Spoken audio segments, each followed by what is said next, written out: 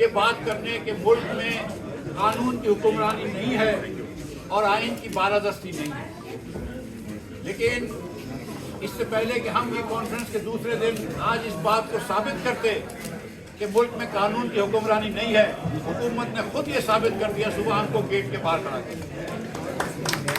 جب آپ پاکستان کے جید سیاستدانوں کو، جس میں سابق وزیر اعظم شامل ہے، جس کے اندر گزرا سابق وزیر شامل ہے، جس میں لیڈر آف دی اپوزیشن شامل ہے، جو آج کا لیڈر آف دی اپوزیشن ہے، جس میں ممبران اسمبلی کے شامل ہیں، ان کو آپ جب سڑک پہ کھڑا کر دیتے ہیں اور ایف سی کے جوانوں کو ان کے سامنے کھڑا کر دیتے ہیں،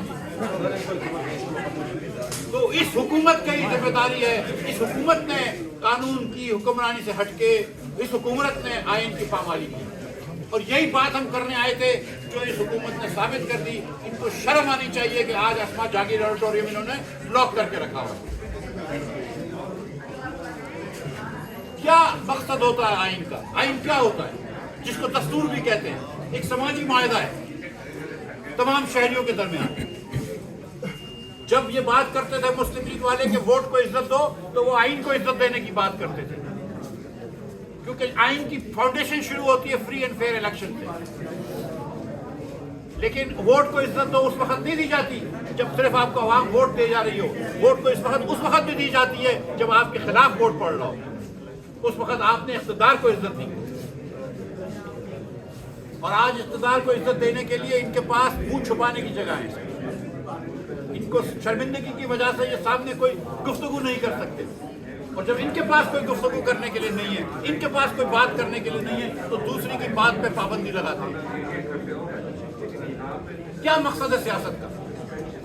سیاست کا مقصد یہ ہے کہ آپ کے بچے جو ہیں اور آپ کے نواسے اور آپ کے پوتے جو ہیں وہ وزرائے اعظم بن جائیں، وزرائے اعلیٰ بن جائیں۔ یہ مقصد ہے سیاست کا کیا؟ یہ سیاست کا مقصد یہ ہے کہ آج اس ملک کے اندر 10 کروڑ 50 لاکھ لوگ غربت کی لکیر سے نیچے نہیں ہونے چاہیے۔ آج 7 کروڑ بچے ہمارے پاکستانی بچے، میرے اور آپ کے بچوں کی طرح آج غربت میں نہیں ہونے چاہیے۔ آج رات کو ان کو کھانا ملنا چاہیے، وہ بھوکے نہیں سونے چاہیے۔ یہ سیاست کا مقصد ہے، نہ کہ صرف یہ کہ آپ اپنے رشتہ داروں کو نوازیں، اپنے بچوں کو نوازیں۔ مگر اس حکومت نے، جس پہ پیپلز پارٹی برابر کی شریک ہے، کوئی قانون اور آئین کی پاسداری نہیں۔ وہ اسمبلی جو کہ یہ خود مانتے ہیں کہ منتخب نہیں ہے، جس میں فارم 47 کا ایک سیلاب آیا ہوا ہے، اس اسمبلی کے اندر راتوں رات آپ نے کیوں پاس کروایا امینڈمنٹ؟ آپ یہ گفتگو اس میں نہیں کر سکتے تھے؟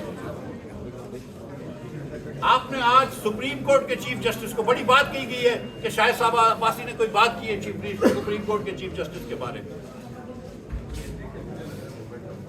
دو باتیں میں یہاں کرنا چاہتا ہوں۔ شاہد عباسی نے آپ سے یہ کہا ہے کہ سپریم کورٹ کے چیف جسٹس کا پاور لے لیا۔ آپ شاہد عباسی کو کرٹیسائز کر رہے ہیں، لیکن ان کو نہیں کرٹیسائز کر رہے جس نے چیف جسٹس کا پاور لے لیا۔ آج چیف جسٹس جو ہے وہ آئین کی عدالت میں نہیں ہے۔ سپریم کورٹ کا اور کام کیا ہوتا ہے؟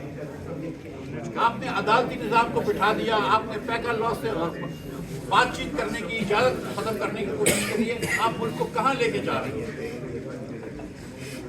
آپ ملک کو کس طرف دھکیل رہے ہیں؟ یہاں پہ بلوچستان کی بات ہوئی ہے، یہاں پہ کے پی کی بات ہوئی ہے، سندھ کے اندر کنال کے اوپر بہت ساری باتیں ہوئی ہیں۔ کوئی ایک ریفارم شہباز شریف کی حکومت نے نہیں کیا، صرف وہی قوانین کیے ہیں کہ اپنی حکومت بچائے، اپنی خاندان کو آگے بڑھائے۔ تو یہ پاکستان کے لوگوں کو منظور نہیں ہے۔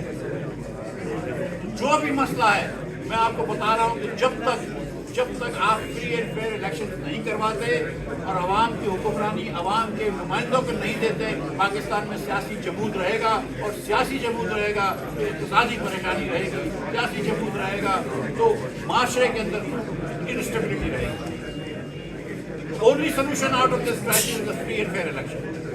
دیر از نو ادر سولوشن۔ اور اس کے لیے پہلے سے بیٹھے بات چیت کریں۔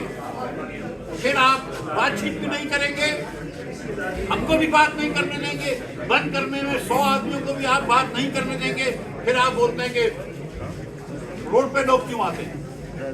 تو بات کرو، पूरे पाकिस्तान के तमाम स्टेक होल्डर्स को बैठ के कोई रास्ता निकालना पड़ेगा। 35 साल से हम लोग पीछे जा रहे हैं पाकिस्तान, ये याद रखिएगा। 90 की दहाई में हम सब हिंदुस्तान से 1.5 गुना अमीर थे, बांग्लादेश से तकरीबन 2 गुना अमीर थे। आज हम इन दोनों ममालिक से पीछे रह गए।